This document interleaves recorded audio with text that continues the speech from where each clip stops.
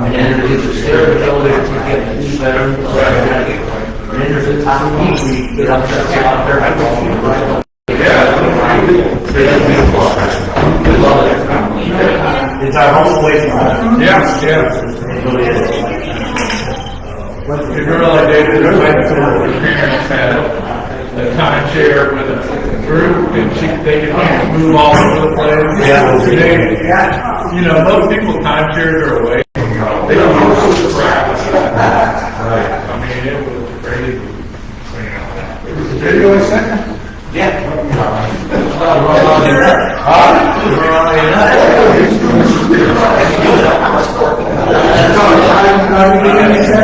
He looks at it.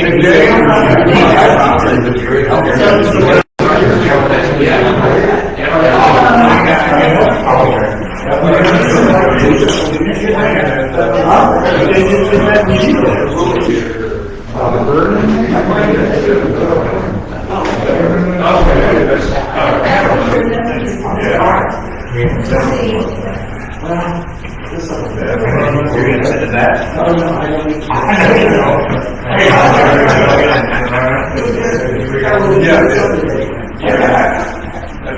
going to tell you what you're wrong in one time. I'll tell you what you're wrong in one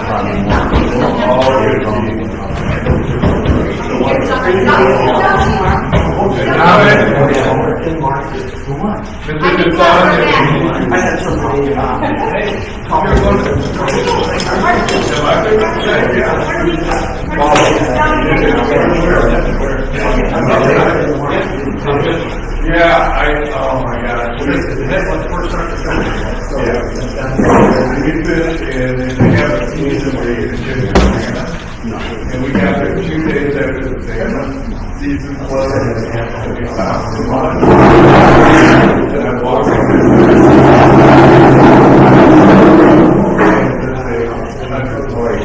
we've been broken.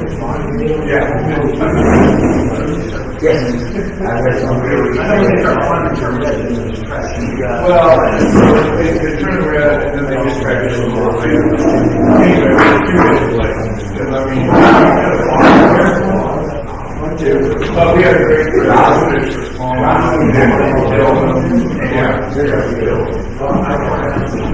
I fish there, we visited a little bit. I guess for the crown.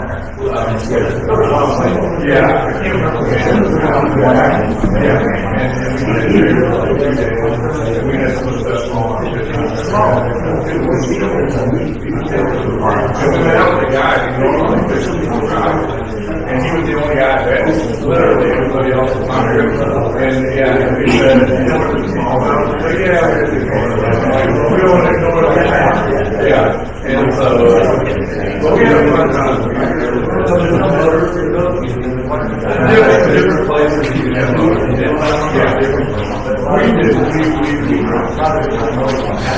we drifted. It was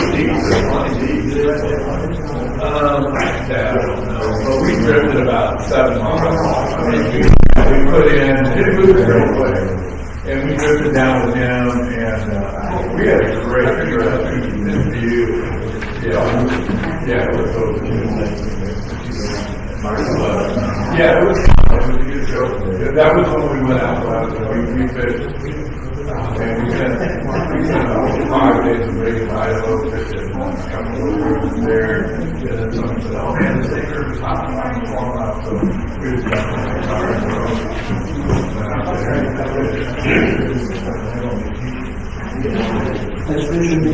well, we left and the guy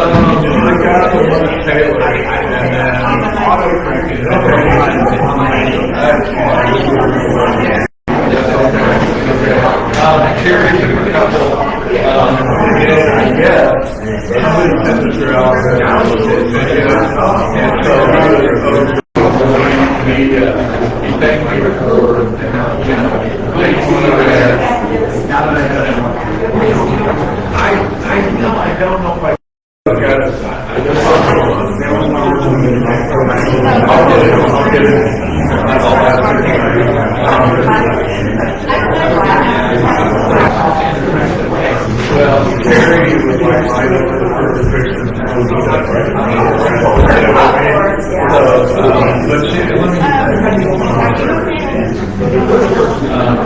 But yeah, all I wanted was just something that would show him that we actually did something and it was not. I don't know. Anyway, there was one where he was pockets and taking them back. And then,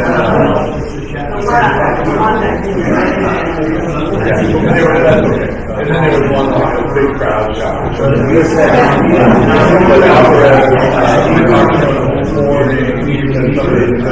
Like a 1 minute long. I edited it together. Life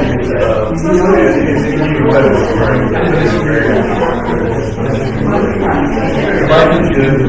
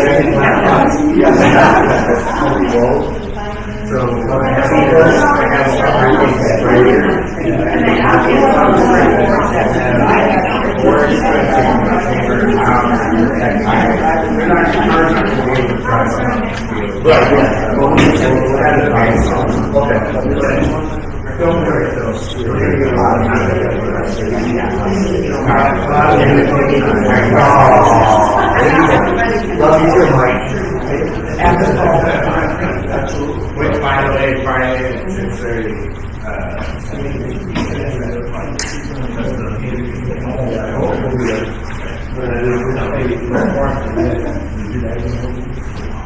Bill, is this on like 30 seconds in your time now?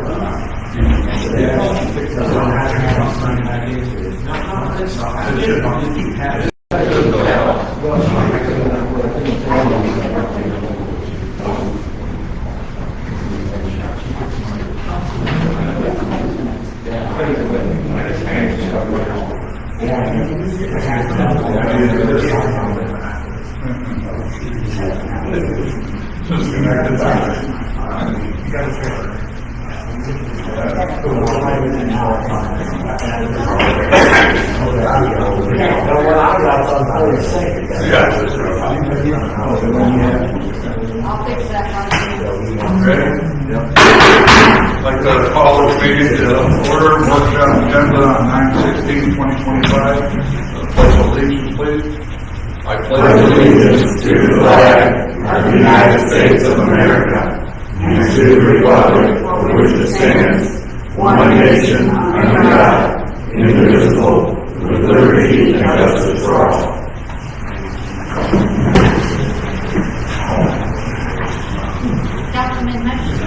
Here. Councilwoman Pucci. Here. Councilman Mikey. Here.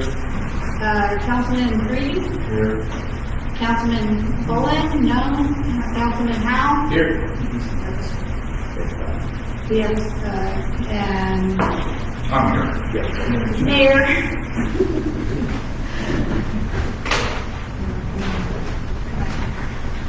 Okay, the other form. Do you have any questions on, Councilman, or our last council meeting minutes? Now, we'll move on. We'll have plenty of, budget items to take care of as far as our, treasurer's report, so hopefully, if you go and look through all the tablets, what I've sent out so far, the resolution 16 through 20 will be taking care of the court, solid waste, street, fire department, and police department. So looking over, taking many hours to get where we are now, so we have a good budget to work with. I have a question. Yes. It's going to take a while, not only because I was on vacation, but these kind of came dribbling in later, and that's fine. But it's going to take a while to wade through them, and so we should be able to get it together. These are mostly amendments of the 2025, correct? Correct. Now, we do have another column that the budget committee has gone over with department heads, and it is on the far right column. And then there's, what the lawyer requested that we do is to make what we got and exhibit A and exhibit B being the line item changes. So all those departments now in the budget for 2026, all those department heads have met with the committee and all that work is sort of done. Correct. I mean, our final deal that we're going to have to do is once we get all the departments completed and adjusted and amended, then we'll have to find out if we have the money to go with the 2026 budget. Right, and then it would go as well with the 2025. It's okay to amend, of course, but you have to make sure you have the money first to do that. So in your eyes, in the 2025 amendments and these resolutions, do you see that the money is there to make these adjustments to the budget that we've lived with for not really? Well, what they budget, what you guys have budgeted, those line items, okay, is what we expected as far as income coming in. So we can only go with what we got coming in. So that will, the amendments will cover what those line items have been spent on. Any other questions?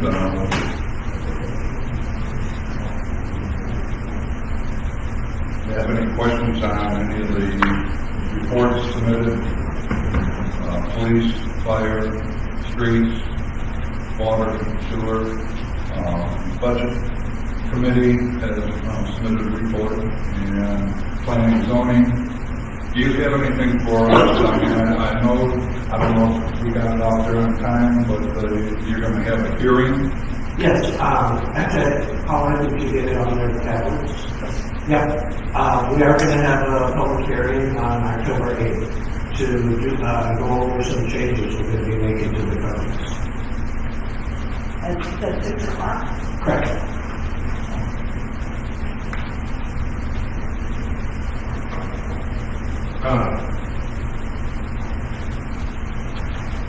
You have time to go over a couple of them? Sure. I just now saw it, but I'm sure there's some folks that want to hear that what's going on. It all seems like things that we're talking about previously before. Yes, and actually it's on our website. Erica was kind enough to put it on our website. So, this is also on there. The page numbers and the articles and everything, match up exactly with our planning and zoning code. So, we can see exactly where they're going to get, inserted if the public approves. The only thing I didn't put on there was, City Ordinance 2014-01, made a change to the, general, or the C2 commercial district.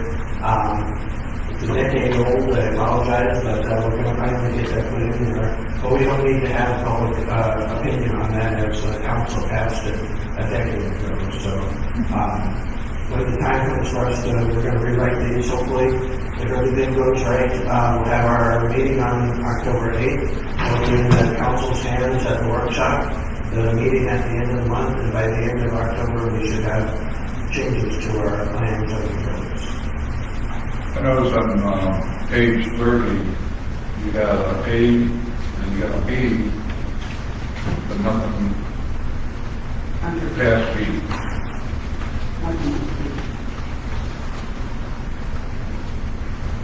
Is that something that you guys are gonna talk about? No, actually, there is a B in the code. We didn't change it. We're only adding an acre. Okay, so B is no change. Correct. Typo on my part, I No know. problem. On number 4, obviously I don't have it in front of me, where number 9 is the gas station convenience store.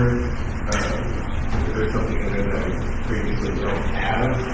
Yes, I would say that is the allowable uses under the C2 codes.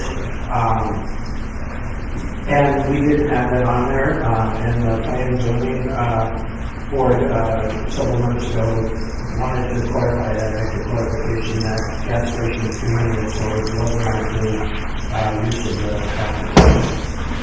and likewise, we added food trucks under the next one. It was with the drive-in restaurants, we just wanted to make a clarification in case it came up. So I have a question about you're defining transit, is that, that has been come out several times in several discussions. Sure. Is there a date when that starts, or is that, are the people before grandfathered out, or how do you describe that happening? My opinion will be that upon passage, it will become effective. And what about before that? Like, is it effective from then forward, or from then backwards? Is it continuing grandfathered out of that definition? Yeah, nothing will be grandfathered in. We can't kick people out from 30 days ago, but we can kick people out 30 days into the future. So more than likely what would happen if there's a violation, they will be given a 30-day notice and they need to move the people on.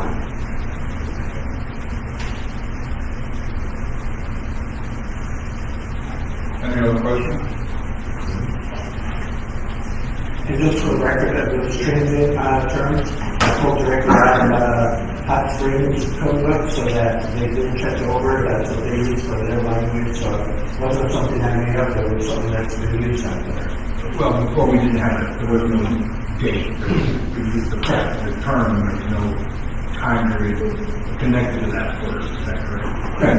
But as soon as you guys, well, as soon as you vote on the short-term rental agreement at your next meeting, you'll be doing the same thing we are. It's 31, less than 31 days consecutive, and that's what short-term is considered. And that's, it states in there that covers resorts also. So we're not doing anything any different than what you're going to do at the next meeting, assuming you do the third meeting.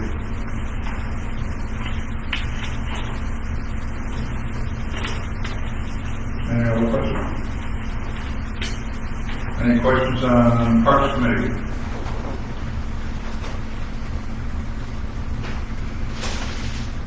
Marty, do you have anything that you want to relay? I saw your find, you got fighting. We have put on the washroom at Daniels, 3 sweeps on the door. And all 3 have been destroyed in a day from growers. Figure out who they are. Well, I work to find them. I have talked to somebody about the sheet metal and putting it on the bottom of the doors and let them go forward on the sheet metal. Because $17 for each suite it's destroyed. They have it away, half the road. I'm sorry, Marty, how were they being destroyed? I didn't understand that part. Rodents, Roads, okay, I'm sorry, I thought you said roads. rodents. Okay, I misunderstood, sorry. Jim Motors further. Okay, never mind. Whatever, I have no idea.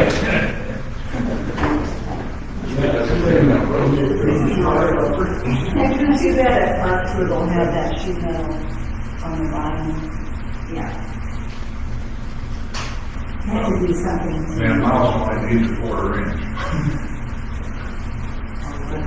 Well, we don't have a sweep on the door, it's all concrete. So, we're gonna have to leave some leeway there for a scrape on the concrete. We just replaced, the 1x6s on the side, right now for it.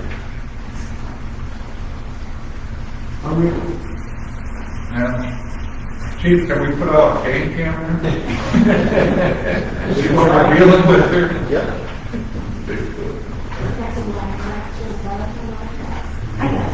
Any other questions?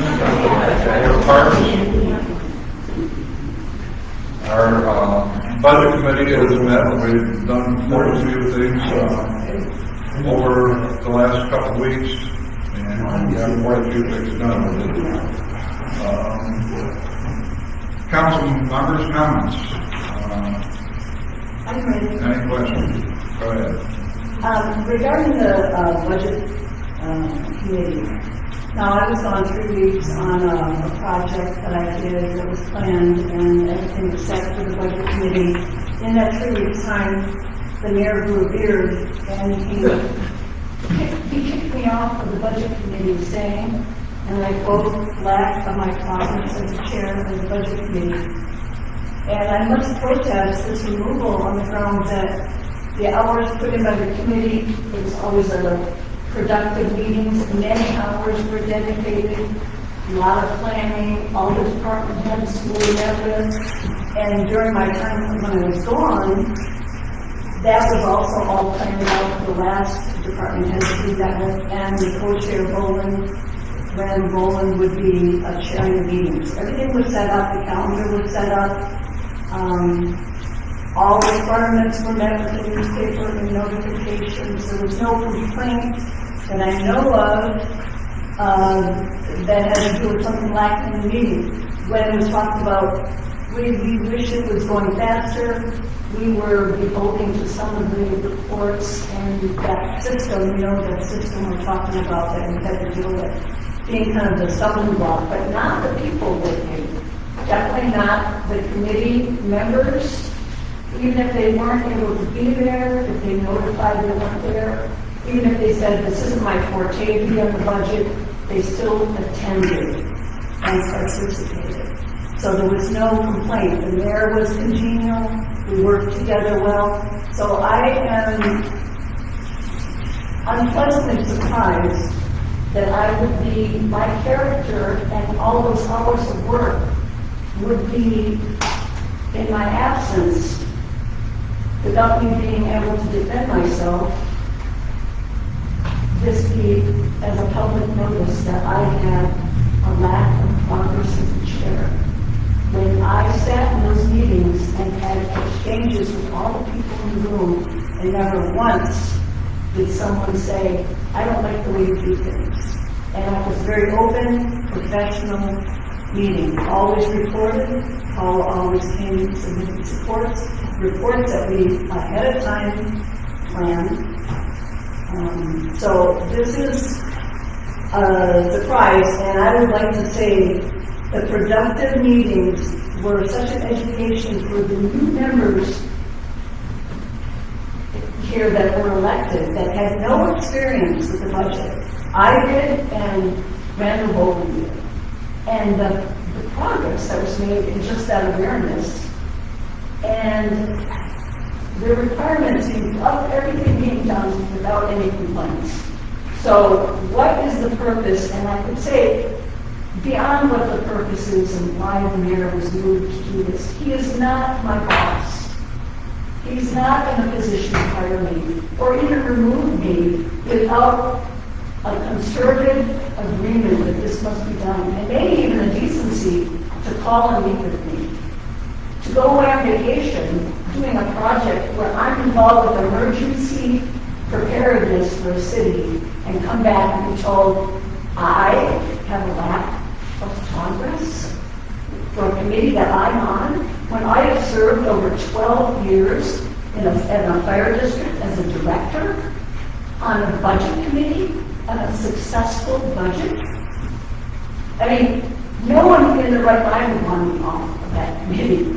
Sound like a egomaniac, but it is true. The patience and the communal effort that was going on in their room, I was happy, I was proud of what was going on there. So I would ask my fellow council members to tell me now and support me or say to me, you don't want me on that committee. And tell me you actually want me off that committee. I'll exclude myself, I'm on the I'd like to go first. I can tell you with all due respect, the decision to remove you from that committee was unanimous. There was not one dissent from one person in that room. Not one. To say that there were not complaints about the speed in which things were being done is blatantly false. There have been complaints. I have made complaints. Other people have made complaints. Randall Boland had made complaints. We had asked for more meetings. We did not get them.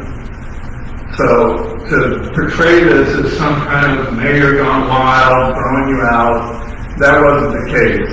I can say for myself that at the last meeting I made it very clear that if you remained as the head of the committee, I would no longer participate because I felt we were not going to make the deadline. I wanted change. Now, in 2 meetings, we came to more resolution and got more done than we had done in countless meetings before that. And I'm not trying to be mean, I'm not trying to be heartless, but to say that it was the mayor did this, the mayor did not do this. Well, I have to read on the rebuttal right off the bat. When it was requested that we need more, immediately another meeting was set, known as the workshop. So we had a calendar of meetings once a month. When it was requested we need more, immediately the calendar reflected an additional meeting called workshop. We met 2 times a month. That was done immediately. And so that right off the bat is completely incorrect. Okay, I'm incorrect. And then, for a decision to be made when I am not there to voice my opinion, I believe that is maybe not even the right way to be doing something. Because when you're on a committee and you have sitting people that are council members, you have a guideline that you don't make decisions unless you're all there and it's open. So you are that is on thin ice right there. You're revealing to me that you guys actually did that when I'm not there. And also, I don't know why you're so shy that you couldn't have told me you had these dissatisfactions, because we could have corrected them during any meeting at any time. We had all those meetings where people came and did their budgets with us. They had all the time in the world to do them. No one said one time that was too slow. No, that's incorrect. That is 100% incorrect. I raised great concerns. I made it very clear when the former chief came and sat there and lied to us for hours, and we had to listen to it, and not one person called them out on it until the end of the meeting. When I did, I made it very clear I was unhappy. Very clear. We were unhappy with him. No, I was unhappy. Okay, that's enough. I mean, That's enough. the point is, That is enough. It's just out of order. That's for him out. the point He has no business talking. The point is, when someone has the floor, You don't have the floor anymore. This is enough. Now, let me explain something to you. I had made a committee. I put you on as the chair, okay?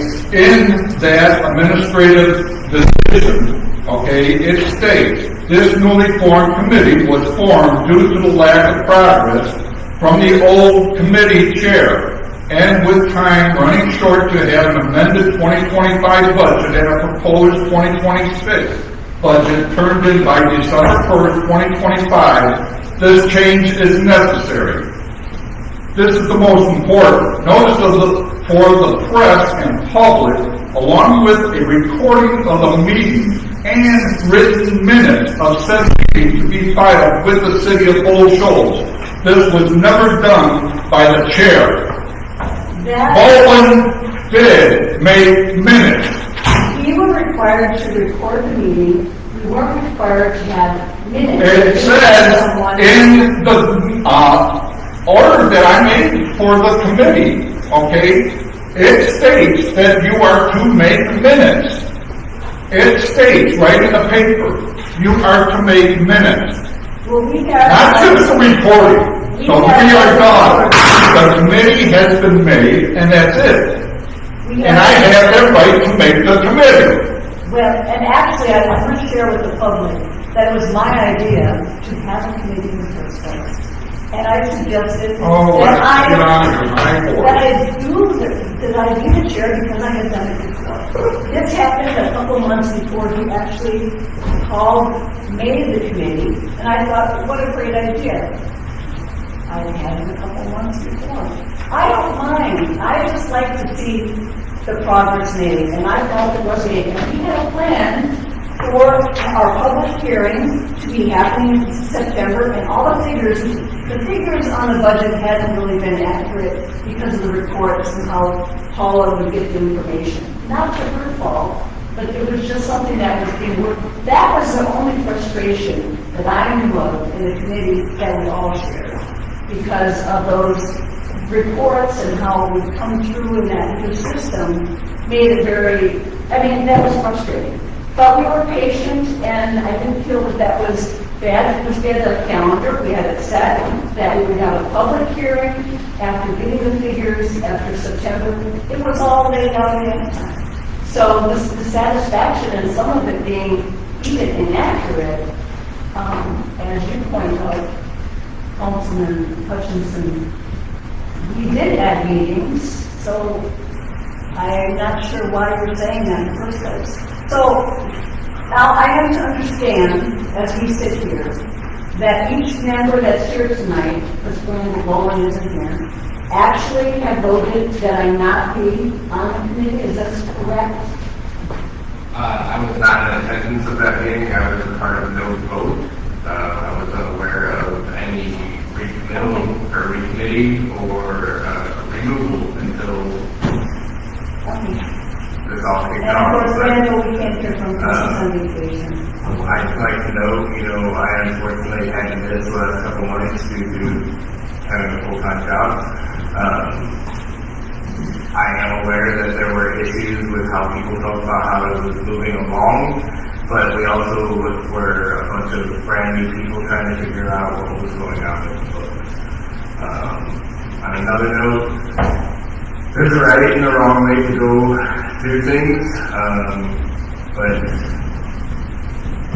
here we are again in a situation where now things have happened and it's creating turmoil in a situation where it really shouldn't have. I encourage all our council members and their administration that when we find ourselves in these situations, rather than going around an issue, we tackle it head on. But here we are now, and got some great footage for the internet again. Congratulations, everyone. We need to do better in these situations. There's a way to go about it. We can have public discourse without gambling and cussing and all that. So I hope in the future with committees we find a way to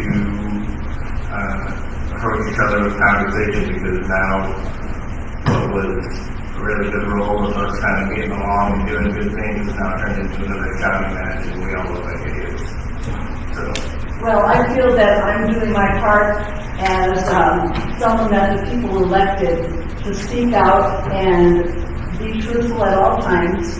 And if I see something inaccurate, mention it and be respectful. And I thought I was returning to a group of people that were getting along, and I was very happy about my return. So you can imagine how I feel. Now going down the line, I'd like to hear from Russell too, because you haven't said a word. Russell will speak. Thank you. At the very beginning, I was not the budget person. I've been in some budget meetings, not a lot of budget meetings. I did learn a lot. But my initial thought about this is, we're not going to get this done if we do once a month and then we do twice a month. And I just didn't see that we had enough time. And the elephant in the room is that we did not have a budget from last year. We did not. They did not. The previous administration did not do their job and present us with a budget. So we had to cobble a budget together and run with it. So I think if we'd had some help from the previous administration, it would have been a lot easier. That's all I have to say. I was not at the meeting where this vote went on. I think I would probably agree with the fact that I didn't think initially that things were, that there was enough happening. Because Yeah, it was up in the air. and we had lots of time, because basically we weren't working on the 25 budget, we were working on the, let's be honest about that, we were working on the 26 budget. We were kind of working on the 25 budget. Because now we're going to start working on the 26 budget, but we already have it, basically. We're close, right? The agenda for all those meetings was about the 2026 budget. It was actually never discussed about 2025 because the budget was actually, the budget that the mayor had, like you said, cobbled together, wherever you want to put it. He had done his part, and the council had voted to accept that. So let me speak some more. That was different. Okay, let me speak some more. Now, I don't think the budget has ever been done. When did we start? When did we start the budget process? May, what month? When the committee was started, I think it was probably May. Okay. And it was, Okay. every agenda was about We're 2026. going to finish this up. I bet no other administration in the history of Bullshots ever started a budget in May. Well, the AML suggests that's when you started. But I'm saying, you start a budget in September when you have your numbers in front of you, and then you present it in December and vote on it. Well, they gave a guideline that I was going by. We were behind the 8 ball because we didn't have a budget. Yeah, it was a challenge. Can't you just admit that? That's true. It's not easy when you don't have a budget that everybody's in love with from the year before. We didn't have a budget. We're studying the law. Well, we're vote, you know, you have to say when you vote, when you have a vote, you vote to accept the budget, We didn't have a choice. then that was not a unanimous vote, but that was the fact of the matter. We really had to pass the budget, or we would have been. So who actually was at this unanimous meeting where it was voted that you didn't want me to be in the budget committee at all? I mean, Mike Hall wasn't there, and Russell wasn't there. I was on vacation. I was missing in action. So Yeah, and that's why I was everybody saying, fired me too, I don't know. because the mayor said that it was unanimous, that I'm not. I didn't say that at all. Kevin said Okay. I said that. And we can go back and look at who was all there. I think we're, You know, you Well, I'm gotta- asking for this, Question from the who's, yes. When was the meeting when this vote was taken? When was it? there was no vote. there was no vote. Well, you said unanimous. No one said, let's call a vote, we'll all raise our hand. I brought it forward that I personally was not going to attend any more meetings if we stayed on the track we were on. Okay, when was And it? then, well, they'll have to look back in the notes, I'll have to look back in my notes, I'm sure Paul. So it was a budget meeting. 3 weeks obviously ago. It was gone. Is that Right. correct? I just want to get it right. Correct. Okay, thank you. There was no vote. I brought it forward just for myself. As an individual, not a council member, but an individual member of the committee. I have been to every single meeting but one. I have made more meetings than everybody in that committee except for one other person. And I have struggled with the fact that it was moving slowly. I have voiced my opinion that it was moving slowly, despite respectfully what Ms. Pucci says, I voiced my opinion about it. Okay, I just wanted to know what we need to call. And there was no vote, it was just everybody at the table, you know, there's a recording of it. If you want to go back and listen to the recording, there's a recording of it. I'm not making this stuff up. Want to write me right There's no reason to. So, when I was asking for the committee that was in place, if they agreed with this removal of me as chair, and not even have me on the committee at all, like I've worked all this time and am aware of the budget committee, why would you not want someone who had become so intimate with the budget and was working so well with all in there, and all working well together? If people didn't express, pointing a finger at me, I mean, it's more of a general thing. Gee, I wish it was going faster. We don't have the reports. We don't have the figures. That's not my end of things, okay? So I'm patient. I know that these things take time. I understand what you're saying about things don't move as fast as you like. We all are like that about this. I agree. But I don't understand you're saying, you're pointing at me that you really didn't like me as a chair running the meetings. I believe you were ineffective. So this is the first I've heard, and you never once expressed this to me in any shape or form. Other than that not having the figures on the reports, which isn't my end of things. You're part of a committee. If the committee is ineffective, you're part of it. So the chair runs the meetings and sets up the calendar and that kind of thing, and that's exactly what I do. I'm not the whole committee. We're a team working on something. That you didn't express yourself, I don't know why I have to pay for it, and I feel removing me is not in the public interest. And I would ask the committee in its form to have me on the committee, because I feel that I am effective and I did the job, and I've done the job in my past effectively. So I don't know how you want to work that as far as an appeal. Like I said, the mayor actually isn't my boss. The mayor is not the council's boss. He is the administrator doing the best he can. We got along fine. We expressed each other all. This is a total surprise that it wasn't mentioned. Even people that came to our meetings and participated were welcomed. I don't know how you can want to do that. So I have to really look at the people that were at this meeting that you're mentioning. Who was at the meeting? That wasn't a You'd have to do a roll call of it, because I misspeak, I'll be vilified for it. I know I was there, I know Tony Reynolds was there, Paul was there, the mayor was there, The other members, I'm not sure. I have to go back and look. Was there? There's the record. There's the record. Can I just ask one thing? Was there? Just one thing real quick. When it comes to a committee, decide elected position, so ultimately, right or wrong, just leave this, I'm not saying right or wrong, I'm either way, but it is left up to the mayor to make a decision. Is that not correct? That is correct. Thank you. So let's just drop this and move on. We've had enough negative.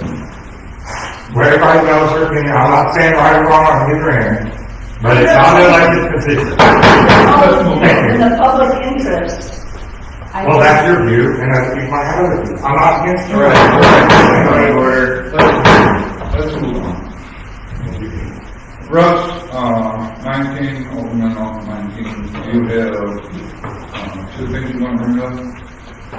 Or at least one? Well, yeah, and I've been on vacation, I just got back yesterday.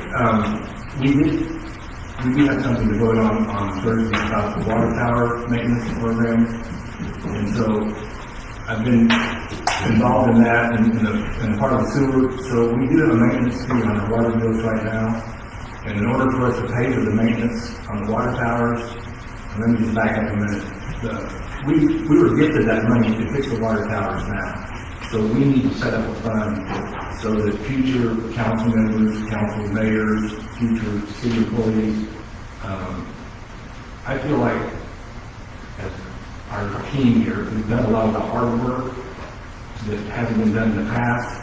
And so I really think that we need to put a $1 maintenance fee with the water tower, and that will purchase the maintenance program so that in 10 years, we will not have to come up with $400,000 or $500,000 to repaint the towers, which they have to do every 5, 10, 15 years. So I'm proposing to add a $1 maintenance fee to the water bill for the water tower specifically, and I've been talking to Paul about that. With the new software, we can push that money into a fund that is only for that purpose, period, and it won't be used for anything else. And I feel like we need to do the same thing on the sewer part of the equation, because I don't know what your progress is on the smoke detector test, but we have a lot of sewer leaks, we have a lot of water infiltration, we got fined for having water run out into the river, and I see ahead of us a lot of maintenance costs to fix all these problems, and these problems are not easy to fix, sewer lines.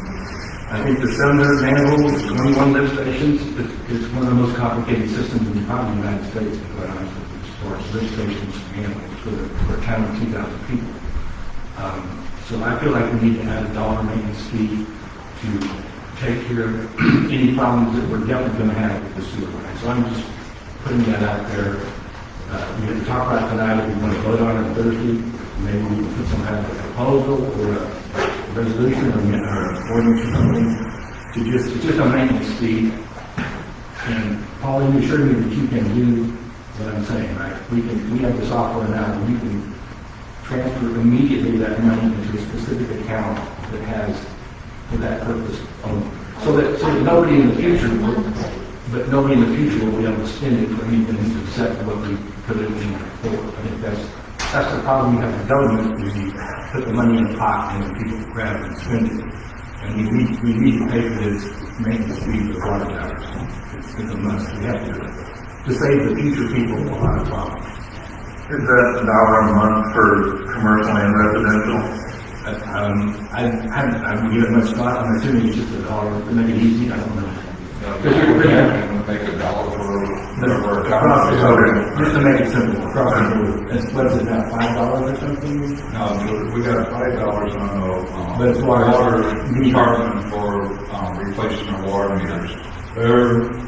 They're on constant rotation now, so we had that $5 maintenance fee to buy new water meters. Each one of those meters is over $200. Okay, so that's what that fee is strictly for, and set aside just for water meters. On this water and sewer fund, water department statement and revenue expenditures, it's got tower maintenance carryover on there. Yeah, water tower has its own fund program. So Just it for- has its own bank account. Fixing these towers right now, our water towers. So you wouldn't consider that? That's for the project of painting and that's gonna be all used up on draining these towers, doing the inside paint job and doing the outside paint job in both of them. So this is in addition to that, I think, Joey, because we signed a Because contract for that maintenance. contract is, there's an additional maintenance fee for these people to take care of that every year. So if something fails, the paint goes bad, they come in and fix it, doesn't cost us anything. But there's a yearly fee for that maintenance program. And they come in and inspect every year.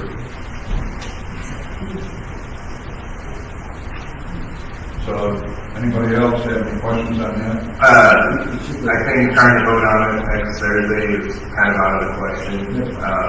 You know, and I don't think it's a bad idea of the state of Arkansas right now is facing a $4 billion infrastructure overhaul. I think that's even grossly underestimated.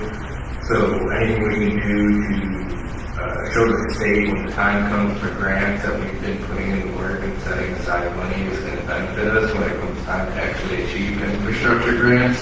They've made that very clear at a couple conferences, the people that show that they're being progressive and thinking about these things and the people that are going to get the biggest piece of the pie.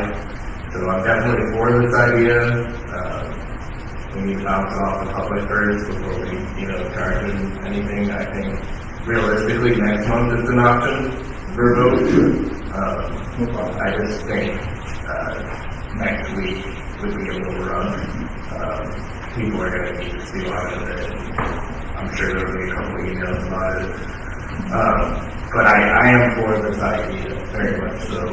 It's something that if we can start generating our own basket for when it comes time to be awarded money, when we have stuff already set aside, it's going to go quite a distance for it. So, I think it's true that the state has this infrastructure overall, and because Arkansas is doing well in the state, they actually can put money behind their mouth, and I think by showing that you're interested, you have a good chance at that money. I think you're absolutely correct. At the last economic conference I was at, they were most definitely clear with the fact that the places that are beginning to set aside funds for these things are the people that are going to get more than people that just walk up and give them money, please. So, great idea. We need to have something right now for the people to see first before we act on anything. And also, the fact that we've basically been through 3 administrations in the last 4 or 5 years, a lot of these type of things, I'm a forward-thinking kind of person because I was self-employed for a lot of years, so planning is important. And so we're kind of, again, I think we're kind of doing the hard work, working just to happen, and it will save future administrations a lot of headaches because right now, with our budget process, we're really scrambling for money, and we think we got the money, but we don't know we have the money. So by the end of September, we should have a better idea of that. I do think, for sure, because this is what I did for a living, you're always going to have plumbing problems and sewer problems. They will never ever go away. And when they start getting these problems, they will just get worse. So you've got to have some money to fix them. We don't even have money because we've got to handle these things, right? I mean, we're struggling. I'm working with a company right now, where we're getting our infiltration from. They're going to be here in October to camera our trouble spots for us. We have flow meters in some of our junction areas where we're collecting data right now to see where this infiltration is coming from and our rain events.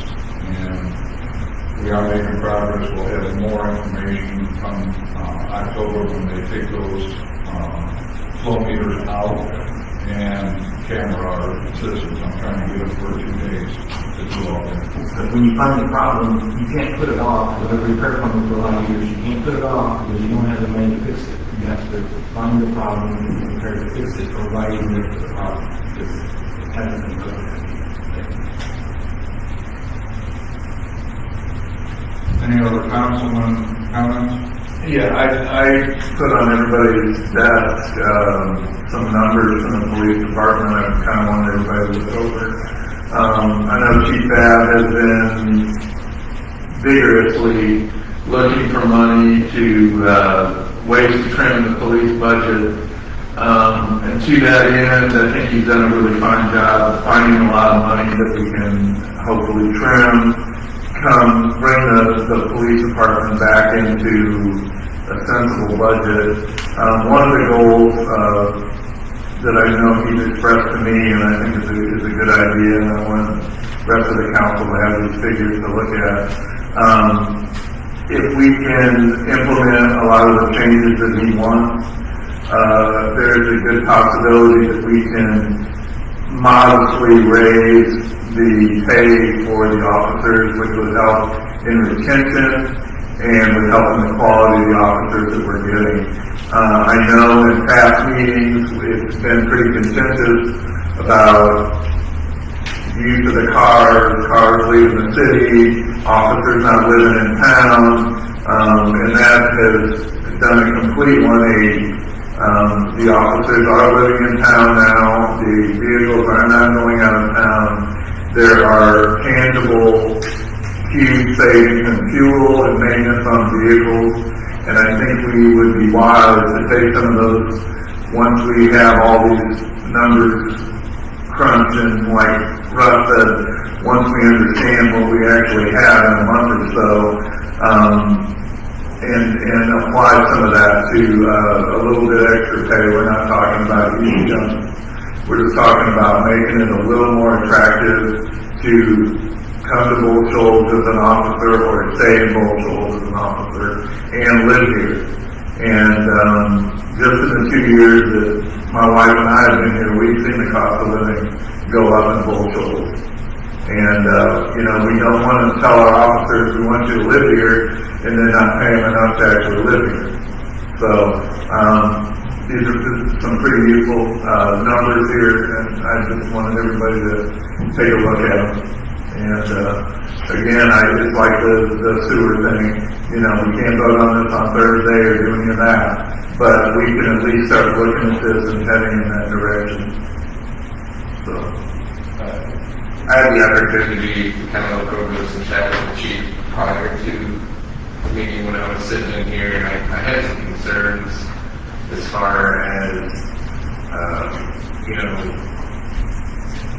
losing someone's pay. Not against that. What I am concerned about is the number of officers. There is such a thing as burnout in any industry. There's, a staffing aspect of this, and I know right now, Chief is doing a damn job. He's getting officers going. But that's because we're saving money doesn't necessarily mean we're doing what's right for the community. As I read through this, and if I'm understanding it correctly, we're talking about also relying on Marion County to answer calls until one of our headcount officers can get here. Actually, yeah, read that. They said, if you'll read the sentence before that, we're relying on us to be on call, and whoever's on call cannot leave the city limits or be engaged in an activity that would require them to have a very long response time, because Marion County, even though they said they would help, they said their help would literally be to secure the scene, and an officer would be there as soon as possible to release their deputy. Right. Well, with only 2 people in town, and I want you to know before I start off, I don't have an issue with this, but I'm going to examine it before we put anything in the cost, how it's going to actually affect our community, because yes, I believe in saving money, but not at the expense of your guys' time, your mental health, your ability to conduct with the community appropriately. I don't want to burn officers down when we can add one more part-timer to help alleviate your time. All right? According to these numbers, it's only an extra, maybe $6,000 to have another part-timer, and I give you guys maybe an extra day off or 2 here and there. If somebody who's burning it at both ends, I'm not really an officer, I'm not dealing with that usually, or anything like that. So before we cut off our nose to spite our face to save a few bucks. Let's really examine what it's going to do for the community. Well, so we're still trying to keep it with 4 officers total. Okay, that way, whether they're full-time, part-time, we're trying to keep in that 4 officer realm because of, pay scale and budgeting as far as that goes as well, because, the more officers you have, the more vehicles you have to have, which is more vehicle maintenance. Luckily, we have 10 of them sitting right there. Kind of, but not really. So one of them is so the Charger is not. We can go through that later. What I'm just trying to say about what I've read through this is before we go too far and say 3 officers and 2 part-timers is enough at X amount of dollars to save an extra $70,000, I'd much rather see another officer out there, have happy officers that get paid a little bit more. Because if we're saving $70,000, there's clearly a few extra dollars that we get paid more. I'm not arguing that. What I'm saying is I don't want to I want to make the job better for officers so that we don't have these stepping stone problems. But that also comes along with quality of life, not just money. No, I understand that. It's quality of life. It is financial to a certain extent for most officers as well. But quality of life, financial is a huge issue for the stuff that we have to deal with, the stuff that we go through as officers. And your quality of life can't be very good if you can't afford to live in the town you work in because you don't have if we're not going to take on cars, which I get it. There's a good reason not to be taking cars outside the city limits. Okay? Understand that. But that requires officers to live in town. And in a town this size with the call volume that we have, I truly think that structure of 4 officers is more than capable of handling. So 2 of our officers get COVID. They can't leave their houses. They can't leave the toilet. Now what do we do? So now we just have 2 officers, one of them part-time, and he's working over in Alpena. Make sure the solution's been put. Yeah, that's right there. So you see what I'm saying here? Now we're putting our community at risk of understaffing as well, and community response time. You see where I'm getting at? But it's like we're saying we're only going to use 4 officers when we are saving $70,000, or we could bring in someone for work. Or we're saving $70,000 because we have 4 full-time officers and 3 part-time.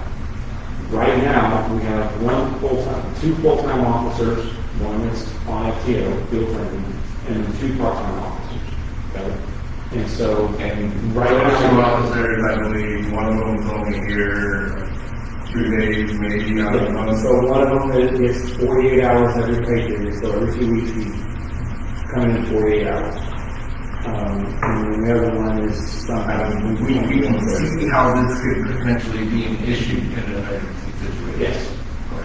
So let's start there. Let's not worry so much about trying to save $80,000 and start worrying about how our community response time is going to be, the health of our officers, and the structure and program where we don't have to say, okay, well, X and so-and-so is here for 10 days out of the month and here. Let's start getting a nailed-down system where we have something set in stone to go forward with, which I understand we're trying to do, but we're still kind of doing this run around, like, what's working, what's not. So, but, I mean, if you look at the history of both those, they've gone back and forth between 3 and 4 officers for many, many years. and look at all the complaints we've had about our department. That's true. That's very, very true. But at the same time, if we have 4 or 5 officers, we have complaints that too many of us are on duty at the same time. That's a scheduling issue. That's an administration issue. I'm here to worry about the financial aspect as well as the community response time. But obviously, this is something we have to work through, and we'll get further to it. So, and we can always meet more and talk about it. And like I said, I'm not against it. I just want to make sure we're thinking about this in terms of the future of the community, because saving $70,000 is great, but not at the expense of someone coming to get someone out of the house. that was why I brought it forward, so that we could at least start to talk about it. You know, I didn't think that this was a, you know, document, roadmap, vote on it. But unless we start the conversation and look at it, you know, we don't get anywhere. Well, it's where that's why you said not to want to make sure we're examining this all the way through and not putting, you know, money before quality of our community. Agreed. That's just right. And thank you for putting it together, Chief. I appreciate actual facts and numbers and thought out responses as opposed to emotions and nonsensical banter. So thank you for this.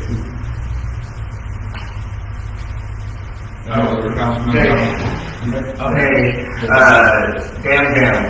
little bit over a week and a half away. Event schedule and some things we're supposed to go out today, but technology won this afternoon, so we're currently getting that fixed.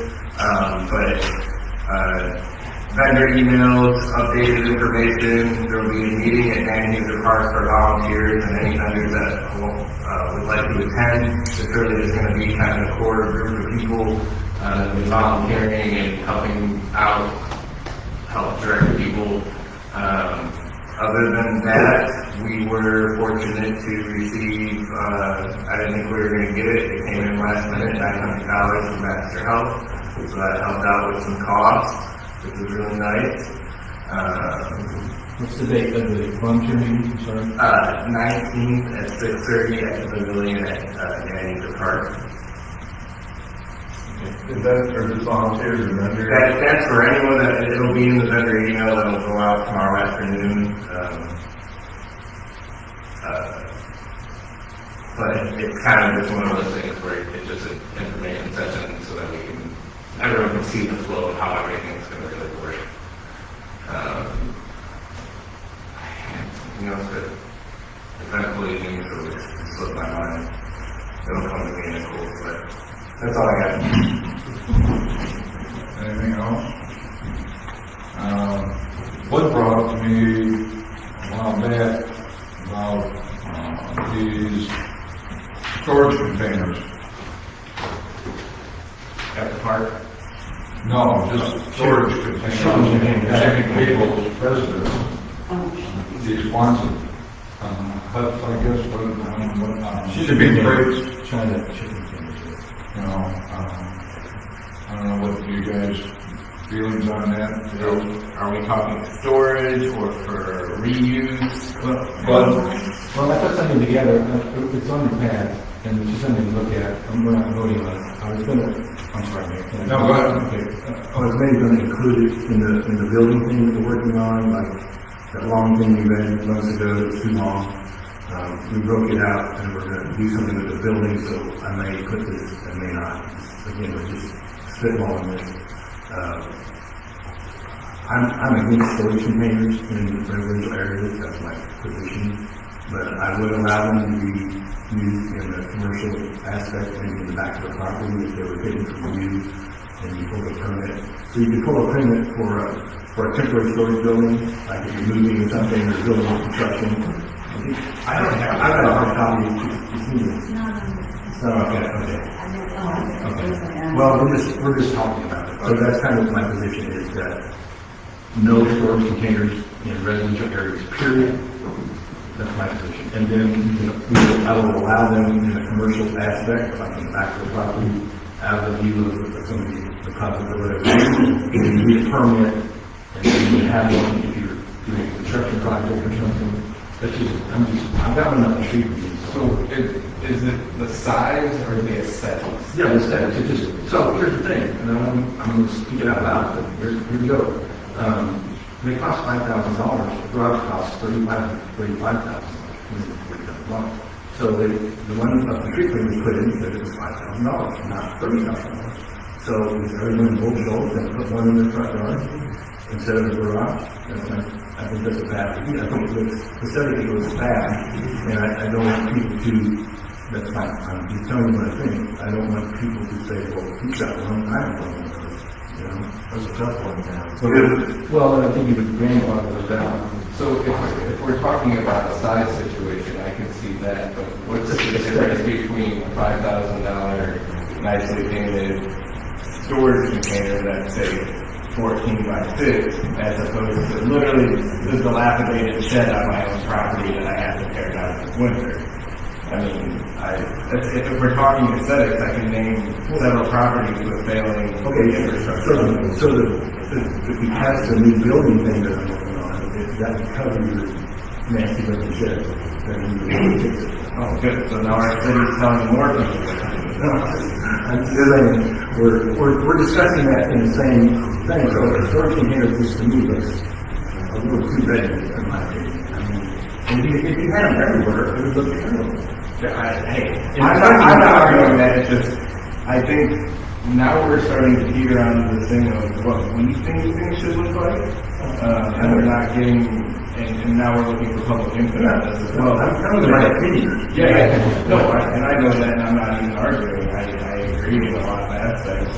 I just hope if we go forward, we're not putting our own will and our own ideas on what something should look like, because what are we going to do when we have 200 properties in this town with sheds that were built in the 1960s like mine? Go knock on their door and tell them they have to rebuild them or tear them down? And then that's cost as a taxpayer's dollar? I think you heard that. Okay, well, we still live in Bull Shoals, Arkansas, and not this isn't a Hamptons.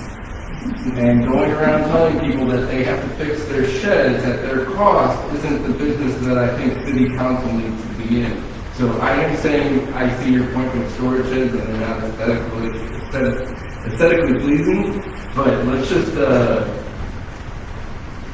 let's be real careful about property rights here and people's money, because I'm looking at a planning and zoning sheet where now we're talking about redoing things about parking and changing them from how they have to be paved to how gravel's okay as long as it's not potable. So, I don't know, I think we're treading in some really murky water here on property rights. Because I can tell you right now, if Officer Babb walked up and knocked on my door and told me what I had to do with my shed in my backyard, I'd have a very colorful 2-word phrase for him. And I like Jonathan Babb. So, I encourage you to put it forth and let us read it, but I can tell you right now, I'm starting to get a little wary about what we think we can control as a council and what we see as beautification. We're doing a lot to make things cleaner, but I'm pointing myself out again. If I don't want to spend $3,000 to fix up my shed this year, whose business is yours is it to tell me when and how to do it? Do we have any existing rules about connexes now? It's kind of interesting that you brought that up, because we discussed it at our planning and zoning meeting the other night about storage units or storage arguments. That's okay. We came up with kind of the same thing, but unfortunately, it is allowed in our city at this point. It's called an accessory structure. It has to meet codes. It has to be off the setbacks of the property. We talked about making people paint it, and you're right, we can't infringe on people's rights. It'd be nice if they would paint it one color instead of having a railroad down the side of it, but we really don't have much say in that. So we didn't do much about it, but there was also the opinion that if we had these storage containers, the crap in people's yards might be inside of it and not out visible. So, it's time to tell it, usually just builds up around it. Yeah, but the good thing is, the size of the container is going to be limited by the lot size and keep it off the setbacks. So, and you'll have to pardon me for not knowing the answer to this and missing the last meeting, but is there currently size restrictions on accessory? No, there's only height restrictions, and unfortunately, the containers are lower than the height restrictions. And distance from property lines. Yes. You said that, right? Yeah, it becomes a building. It's not a container. It's not a temporary structure. It becomes a permanent structure the second it lands on the property. So it does require a permit, and they have to follow all the rules. So it is kind of controlled. I don't know how much further we can go with it. Like I said, we can't make people pay them. But I have a feeling that some of those containers are going to look a lot nicer than what I've seen around town. I hate to relate these two, but it kind of falls back to the chicken situation where, like, I don't personally think we're going to have 1,950 residents running to the container store to put up a metal container in their backyard.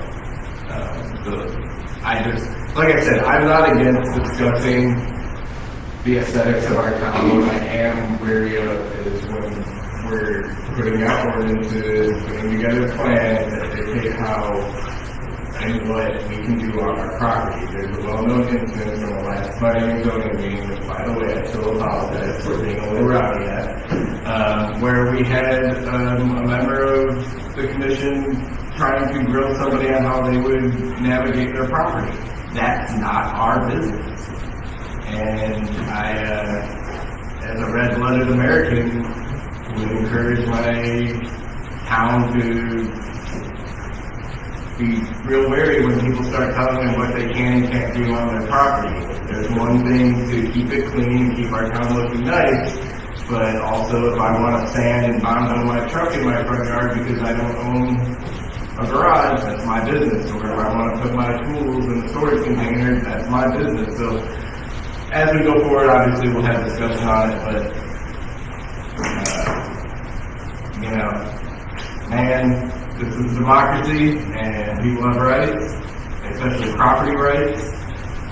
Let's just be careful. That's all I'm saying. I'm not against it.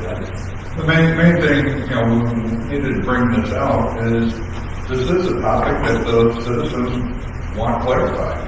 Okay, so we definitely need to have the citizens contact each one of you so that we get some sort of input from them. Yeah, and that takes everybody out there to do that. So if you're listening at home, please reach out to your councilman and councilwoman.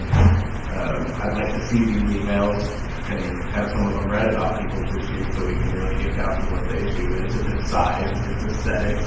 Because I think we're going to find that maybe some of those emails are more pointed at just because someone doesn't like their neighbor.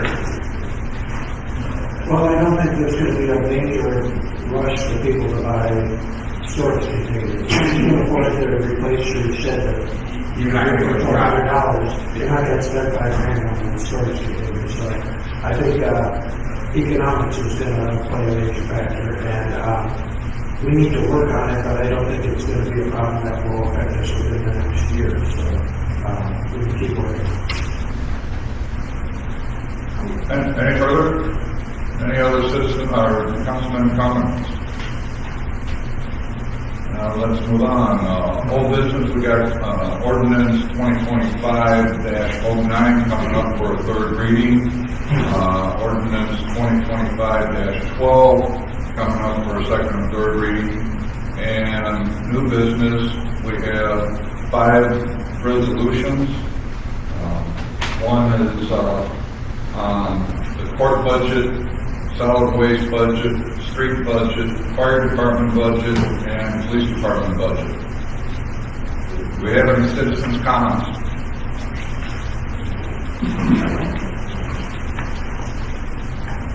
Rick Anderson, 231 Pesos Ferry. A problem came up that's not a planning and zoning problem, that's why I'm trying to have the citizens' comments, but in no disrespect to you, Erica, our building permit process is flawed. We had a citizen that's trying to open up a business and ran into a lot of red tape because, well, the information wasn't available for her. And I think we need to set up a new building permit process for businesses. One of the things we found out was the fire chief should be involved, and we signed him off on it. And her biggest problem was she hired a plumber that didn't do his job right and didn't file the paperwork that was necessary, which tied things up. So Alderman Hutchinson had suggested that maybe the building official, myself, and the fire chief get together and we come up with a solution for doing a business building permit. So Just a thought, I'd be willing to help on it. We need to do something, it's a shame that she had to go through all this red tape for no reason. No, was that red tape on because of the city? I heard there was some state issues. But it wasn't, it's not written in our, when somebody pulls a building permit, it doesn't say, and another example is even our residential ones, it doesn't say you need a plumbing permit, you need an electrical permit, you need, if you're gonna take down a tree, we don't have any rules on that. If you don't know it, you're gonna find out the hard way. I think- And we need to make it up front. But I think it was the health department that was giving her a hard time. No, it was the plumbing department, and the fire chief did work with her, but he needs to be involved in the very beginning. He wasn't, he had a complaint about it, and he should be involved. I'm still not quite sure why planning and zoning was up in the program, because the building official is the one that does the work, and I don't have any say. I was telling somebody earlier that a building permit for a fence, they don't turn in plans. I don't know where they're gonna put the fence. But I have to sign off on it, so it's kind of, we have some flaws that we need to take care of. I think the goal is to come up with like a little packet that we can hand somebody and say, okay, if you're gonna open a food business, this is all the things you gotta do, 1, 2, 3, this is the sequence in which you have to do them. And because I think part of the problem with this young lady was she was just inexperienced and she didn't realize that you had to do A before you got to B, before you got to C, and she just kind of didn't do the steps right and she's kind of paying for it. And it would be, I think it would be easy if we just get everybody in a room and say, you know, let's just put some guidelines together, nothing, you know, cast in stone, but to give inexperienced people a roadmap of things they have to do. You know, explain the difference between a sign that's on the building or a sign that's freestanding or a sign, you know. Now, I know he's starting to take this time for himself and do aisle checking and stuff, but before his departure, I believe Mr. Higgins was working on such a thing. Was he? I believe it was some sort of database where it could be pulled, and I believe he showed us a booklet of stories. There was only one ever produced or something that had all these in it. And I'm fairly certain he was working on something like that, so there might already be. I'm working on a train layout with him, so I can ask. Yeah. I have perfect experience with that. I think that I remember him bringing this up because he had mentioned that we already had issues, and I don't know how far along he's gotten with it. I think somewhere there's a digital copy of where he began laying that groundwork, so you guys would probably want to reach out to him. I haven't seen it, he gave me a lot of information, I haven't seen it yet, but, nothing I've seen so far has anything to do with the process. So that's the main thing, is the city needs to, take a step. You all heard me say that I don't believe government should be in people's business, but this is one part where we can be in their business, and public, without taking sides on it. Having clear, concise directions that anyone who's ever opened a business in the city makes a world of difference because now you know your checklist. Absolutely. I think what the biggest problem was she didn't really know what she was going to put in that building. Okay, and she started off where it was going to be a coffee shop and a food place. And that's when she got the plumber in there, okay? Put a 3-bay sink in to appease the health department. And then all of a sudden she found a doctor that was going to be put in there for 3 days out of the week, okay? Well, the doctor's office has to be sanitary, so you're going to have problems with food and drinks, okay? And I think she didn't have a right process. She had the idea of going forward with a coffee shop and food, and then all of a sudden she got the doctors involved, and that's where the clash was. Well, I also believe there's a problem with the plumbing contractor that you may know. Isn't a business supposed to have a plan put into the health department for any plumbing, reworking, adding sinks and stuff? Our building officials not here. Typically, you have to show the equipment used and the drainage area. Yeah, but it's you have to do it ahead of time before you start doing the construction. That's what she didn't know. Right. And unfortunately, her contractor didn't do it. But that's something that had we forewarned her, she could have probably picked a different contractor. Well, and we shouldn't just be giving out permits, we should be giving out permits and then the plan. in return, you get plans and you get communication, you just don't get a permit. Sometimes people get a permit and just go do the work. But that's the start of it, that's not the end of it. So yeah, a set of plans is what we need, that's approved by the building inspector. And the plan should have gone, I mean, if she was trying to make this a coffee shop event, those whole plans should have come to here, and then for the planning and zoning, you guys should have looked it over, and that's part of our process. Yeah, That we have in place now. Yeah, we have something. Exactly. But we don't have that writing somewhere, but you know, building plan. It's a state federal law, the fire marshal also passed here. Right. That he's been into the back end of the law. You know, Needs to be at the it's like same a time. piece of property, so that, you know, we're, Well, that's why our building permit is a one size fits all, and I think we might need to change that too. And maybe for businesses and for residential, this would help eliminate a lot of problems. Thank you. thank you.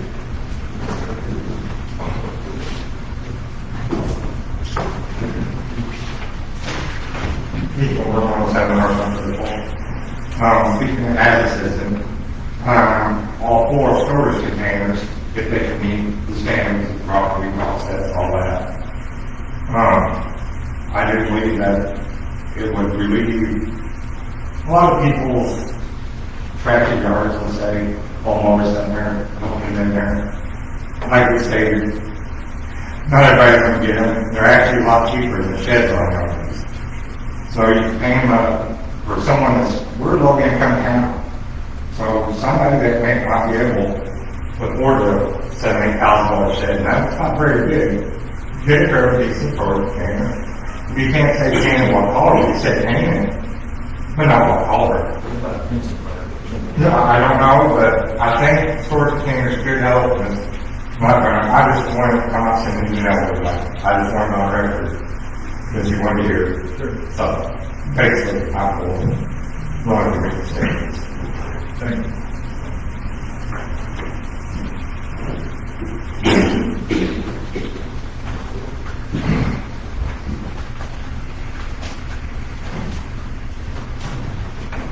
Marty Nichols, 102 First Lane. I think before we end up with another fee on the water bill, we have to justify to the people what that $5 is going for. Yep. And if we're putting it toward new meters, we need to have figures. Because I was on council when that $5 fee came in, and I had all kinds of complaints. Because people couldn't understand what it was for. And this is the thing to justify. When you start offering a raise, and it's just like having the people coming out and making a petition against it, then it goes to an election. That's right now, the county wants to raise their rates. And this is for the sheriff's office. So, just beware to make sure everybody knows what these funds are going to go to. And $5 for the meters, like you said, and that could be $1 for sewer and $1 for water, in addition to the $5. So it'd be a $7 maintenance fee. Well, this is the thing, but to justify it now, what that $5 is going for. Think That's what we're paying currently. how many new meters have you had to replace? How many have broke down? But he just bought $20,000 for years. But we have to have that money in that account before we can. Right, well. Okay, I'm done. Thank you. Marcia?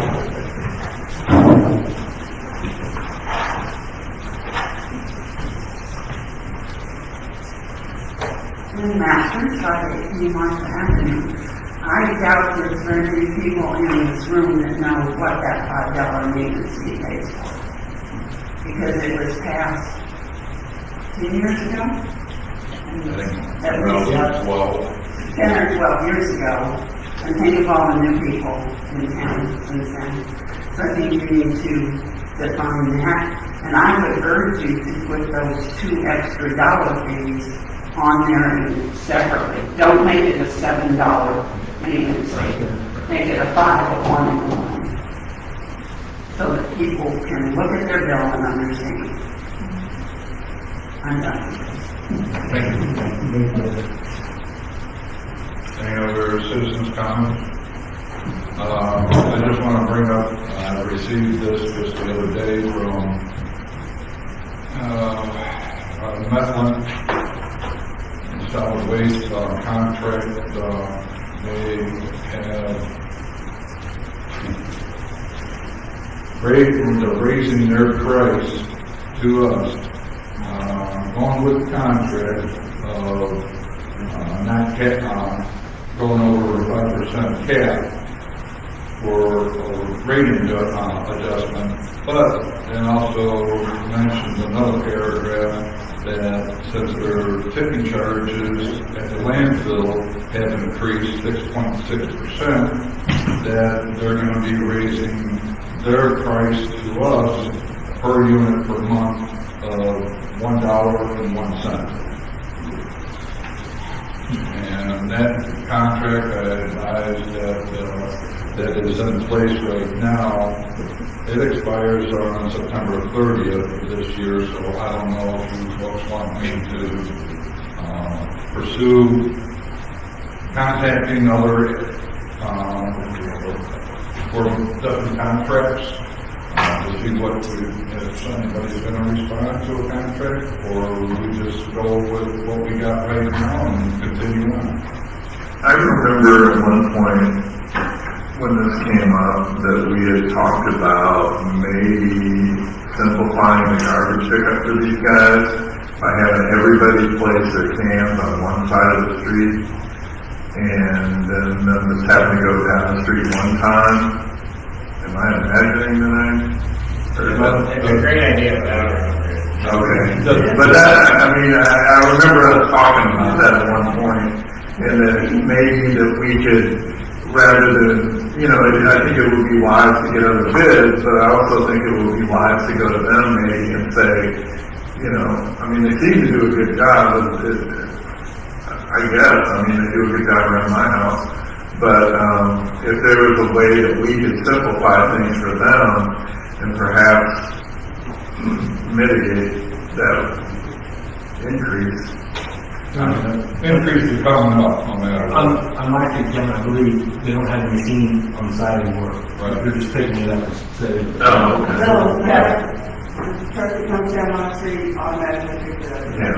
The one that comes by my house, that's 2 guys. Yeah, same with mine. That's my friend. So, If I can say something about that, you're correct on what you're saying. Because before they had the one arm going, they had 2 men.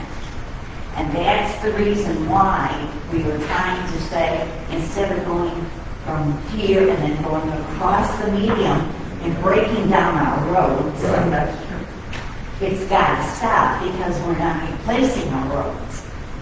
So I couldn't imagine. So if, say, that they come down Woodstone and there's 2 people at one place, they need to walk their garbage up to Woodstone or for sales or whatever.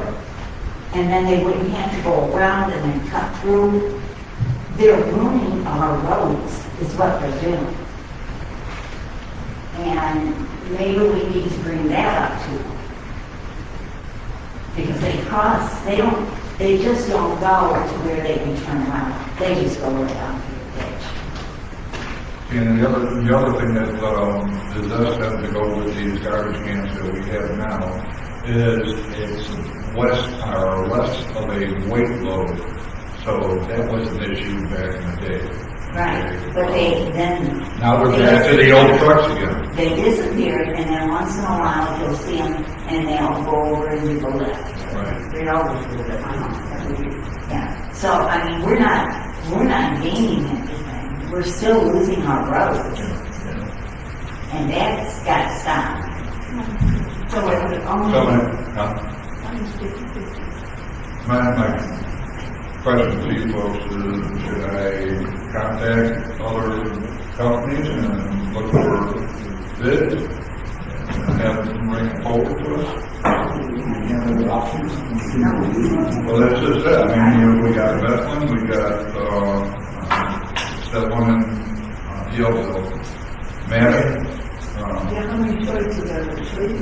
Yeah, I don't know that you even know. Yeah, I don't know, there were three of them. Do we have any problems? Is anybody, Well, I didn't think we had any problems, I mean, but apparently, yes, we have. I can tell you on Lake Shore, at least once or twice a month, our garbage is getting picked up. I did. My own mother calls me.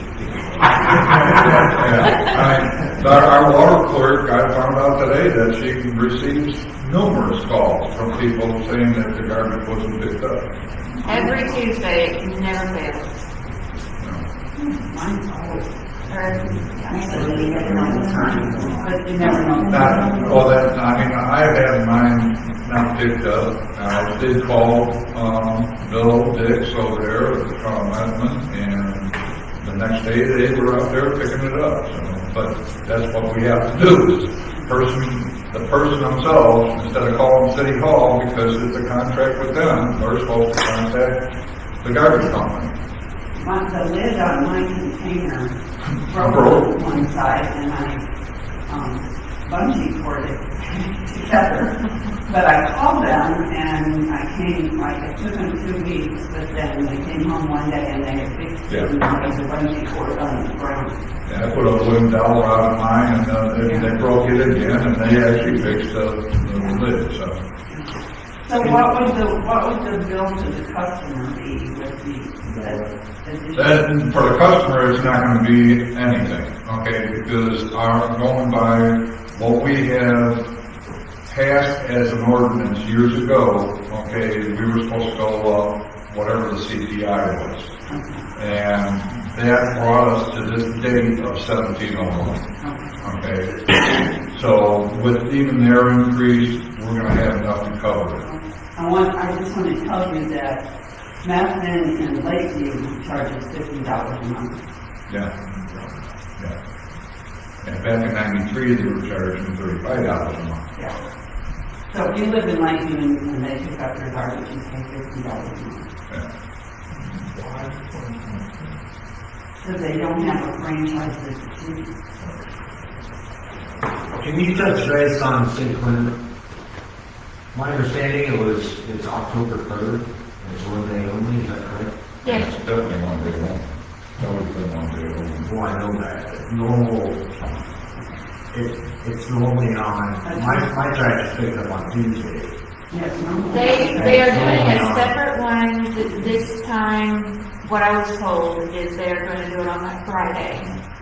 The whole They're town. doing, yeah. Whether they're going to try to do the whole town. Yeah. Never asked. Yeah. Will you do limbs then also? I guess we'll put out limbs like we've always done, you know, butts out towards the street. Okay. City's gonna get it done in one day too. Yeah.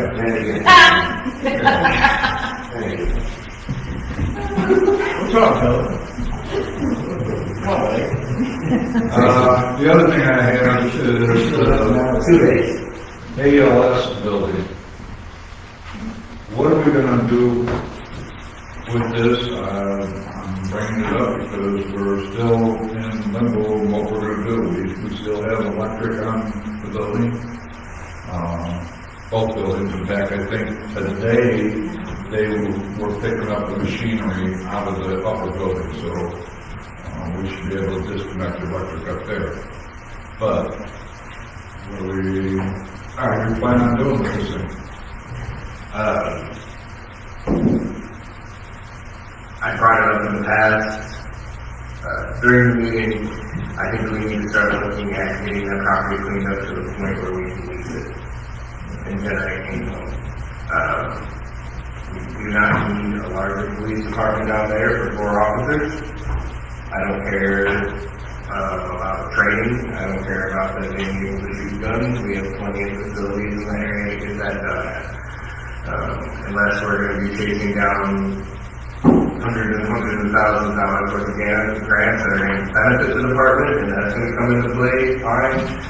But we have an opportunity to bring into a business, generate income from the city, and start putting some money in instead of wondering every single department meeting we have where we're going to find money from. Now, is it going to be a ton? No, it won't be, but another $9,000 to $10,000 a year from a renter, depending on who it is, what it is. We clearly have an area down there that we need to start looking at munitions companies, firearm companies, people that can already utilize the infrastructure at hand. Otherwise, we start looking at outdoor recreation companies that need large areas with ventilation or production, which means we're also going to start looking at some of our manufacturing ordinances. If we're ever going to bring money and people back to this town, we need to start thinking outside of the box. I'm clearly heavily ingrained in the fishing community, but that's not that at all legal.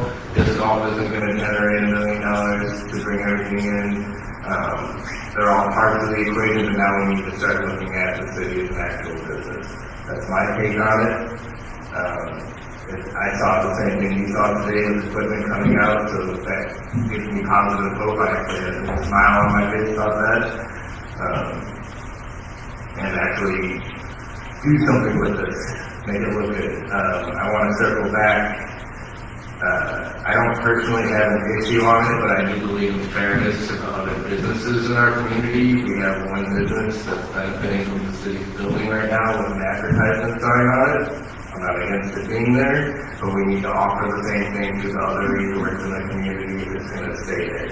If it doesn't stay there, it needs to go immediately, and we need to start talking about beautification, whether it be a mural or a welcome to Bull Shoals sign or something. We have a large space there that we can use now to really up the aesthetics of our town if we're really worried about that. But in terms of that sign, we either need to offer it to other businesses or it needs to come down. Because right now we're offering free advertising on a city building, and that's not fair at all. I've had 2 people approach me about the ALS building, wanting to put businesses in there already without any changes necessary to zoning or anything else. So I agree with Mike. I think we need to make it attractive for people to go in there maybe with some sweetheart leases in the beginning. They kind of start out a little bit lower so the building or the business can get a foothold, and then have a graduated scale is in writing.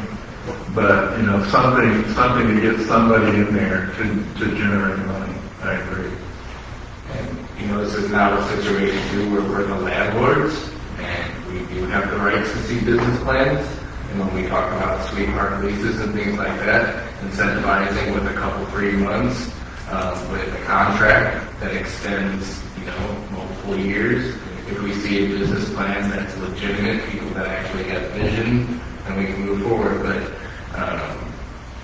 I'm gonna just call it out. This wasn't the best decision we made, and I put a lot of that on my shoulders for not slowing the situation down more. But the ALS is building ended up being a lot more trouble than we anticipated.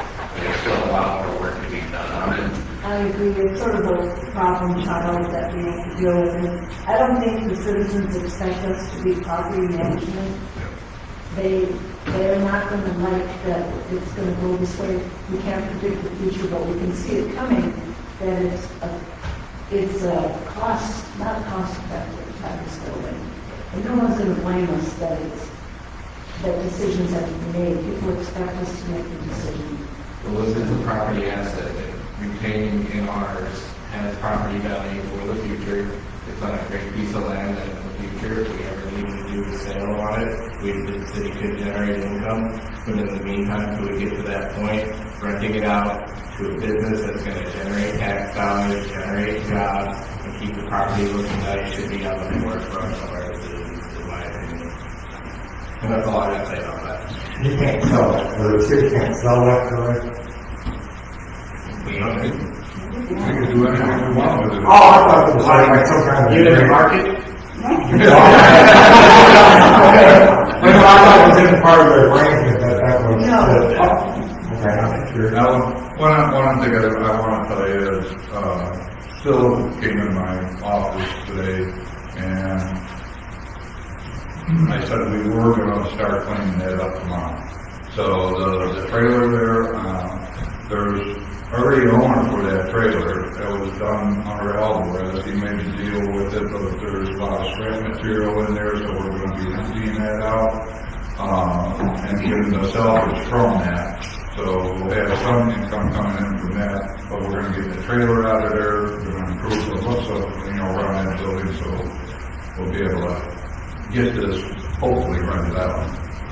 Because that's what they're planning on working on tomorrow. The other thing that came through was the county millage rate. And until I get further information on that millage rate, it's right now 3.5 for the general and 1.5 for the fire. So once I get more information, I'll pass that on to you folks through the tablet, and we'll decide at our council meeting if we want to stay with those rates or if we want to change those rates and how that will affect those. That's all I have. Anybody got anything else? Motion to adjourn. Second. All those in favor? Any opposed?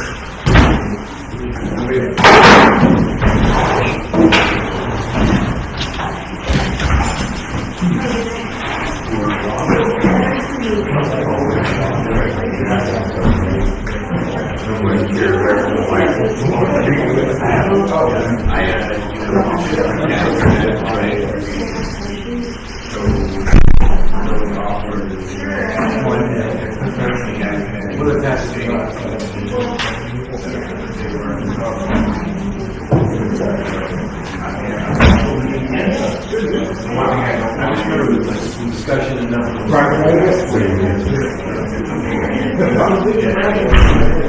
Okay, I guess you're right. How did it go? Yeah, I think that kind